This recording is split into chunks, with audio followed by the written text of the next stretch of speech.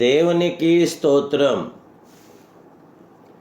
ఈరోజు ప్రార్థన వినే పావనుడగు దేవదేవుడైన యేసుక్రీస్తు ప్రవరిక ప్రార్థనా వాగ్దానం.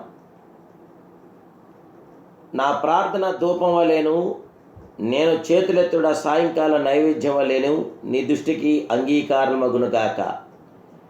కీర్తన గ్రంథం 141 అధ్యాయం 2వ వచనం. ప్రియా, ప్రార్థన వినే పావుడైన దేవదేవుని బిడ్డలారా, ప్రభువైన యేసుక్రీస్తు ప్రభువారిక మహిమ కలిగిన ఘనమైన నామములో మీ అందరికీ నా హృదయపూర్వకమైన శుభాలు ఈ ఉదయకాల సమయంలో తెలియపరుస్తున్నా. దేవుని బిడ్డలారా, మన ప్రియ ప్రభు మన ప్రార్థన ఆలకించే, ప్రార్థన వినే పావనమూర్తి ఆయనే. ప్రార్థన దేవునితో చేయు సంభాషణ, అనగా దేవునితో మాట్లాడుట, దేవుని మాటలు వినుట. ఒక మాటలో చెప్పాలంటే దేవుని బిడ్డలారా, మనసు విప్పి మన దేవునితో మాట్లాడుటే ప్రార్థన. హృదయం తెరచి మన స్థితిని మామూలు మాటలతో దేవునికి తెలియచేయటే ప్రార్థన. ప్రార్థన పరలోకపు తెరలు తెరిచే తాళపు చెవని నేను ప్రభు పేరిట తెలియపరుస్తున్నాను. ప్రార్థన ద్వారా పరలోకమును లేదా దేవుని సన్నిధిని నీ హృదయంలోనికి తెచ్చుకోగలదు. ప్రార్థన హృదయంలో తెరచును, మనసును శుభ్రపరచును. ప్రార్థించేవారు పాపమునకు చాలా దూరంగా ఉండుదురు. పాపమును దాచుకున్నటకు ఆశించేవారు ప్రార్థించలేరు. మాటలు లేని మూల్గులు ప్రార్థన కూడా దేవుని ఆలకించి జవాబిచ్చును. ప్రార్థించడం ద్వారా మనము సాతాను జయించగలదు. ప్రార్థన మన కేడం వంటిది, దేవునికి ప్రియులారా అర్పణ వంటిది, అయితే సాతానికి కొరడా వంటిది. అందువలన ప్రార్థనా పరులంటే సాతాను గజగజలాడుతున్నాడు. ప్రార్థించేవారంటే సాతాన్ని వెన్నులో వణుకు పొడుచున్నది. మోకాళ్ళ మీద ప్రార్థన చేసేవారంటే సాతాను హల్లెక్కుతున్నాడు. నా ప్రార్థన ధూపం వలెను, నేను చేతులెత్తుడ సాయంకాలం నైవేద్యం వల్ల నీ దృష్టికి అంగీకారముగా కాని భక్తుడు అంటున్నాడు. మనము చేసే ప్రార్థనలో చాలా వరకు స్వలాపేక్ష ఉండటం వల్ల వాటికి జవాబు రావట్లేదు. దేవుని బిడ్డలారా, ఎందుకు దేవుడు ప్రార్థనకు జవాబు ఇవ్వలేకపోతున్నాడు? మన హృదయంలో పాపం లక్ష్యం చేసిన ప్రభు మన మనం వినడు అని కీర్తన 66:18 మనకు తెలియపరుస్తుంది.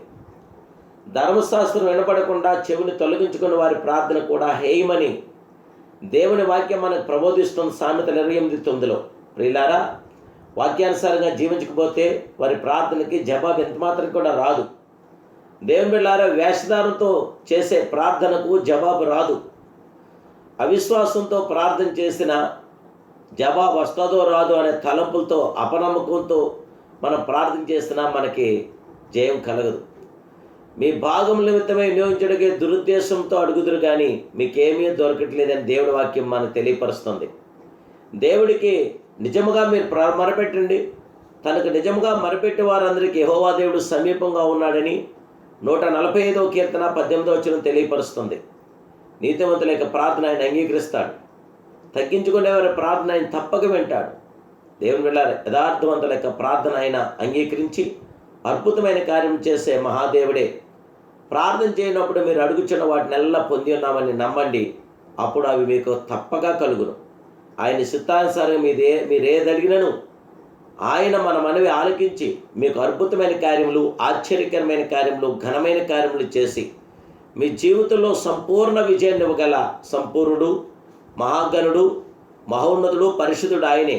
ప్రియ దేవదేవుని బిడ్డలారా, సర్వోన్నతుడి యొక్క మహాకృపతో మీరు నింపబడండి. ఆ దేవాదేవుని యొక్క కృప ద్వారా, ఆ మహిమాస్వరూపుడి యొక్క మహాకృప ద్వారా మీరు ఈ లోకాన్ని జయించారు. శత్రు బలమంతరి మీదను మనకు విజయం ఇచ్చే ప్రార్థన. దేవునికి ప్రార్థించండి, ప్రతిఫలం పొందండి. ఆ దేవదేవుని యొక్క కృప నేడు మీతో నిల్చుండుగాక. మహాపరిశుద్ధుడును, మహోన్నతుడు, సర్వోన్నతుడమైన మా ప్రియ ప్రార్థన ఆలకించే మహాదేవుడా, ప్రార్థనకి ప్రతిఫలం ఇచ్చే అద్వితీయ సత్యస్వరూపుడా, ఈ ఉదయకాల సమయంలో నయనాని దీనదాస్తుని యొక్క ప్రార్థనకి ప్రతిఫలం దయచే. మా ప్రార్థన ధూపం లేను, మేము చేతులెత్తులో సాయంకాలం నైవేద్యం దృష్టికి అంగీకారమవును తండ్రి. మా ప్రార్థనకి ప్రతిఫలం ఇవ్వండి. మీతో మాట్లాడుతున్నప్పుడు అద్భుతమైన జయం ఇవ్వండి. నీకు నిజంగా మొరపెట్టి వారి ప్రార్థన ఆలకిస్తున్నారు కదా, ఇప్పుడే మీ అద్భుతమైన కార్యం మా పట్ల జరిగించి, జయమిచ్చి, సమాధానపరిచి, నెమ్మది దయచేసి, ఆదరణ దయచేయమని నా ప్రభును రక్షకుడని యేసునామములో ప్రార్థిస్తూ సంపూర్ణ విజయం ఇవ్వలేని మాకు అనుగ్రహించమని అడుగుచున్నాను తండ్రి. Amen, amen, amen. May God bless you.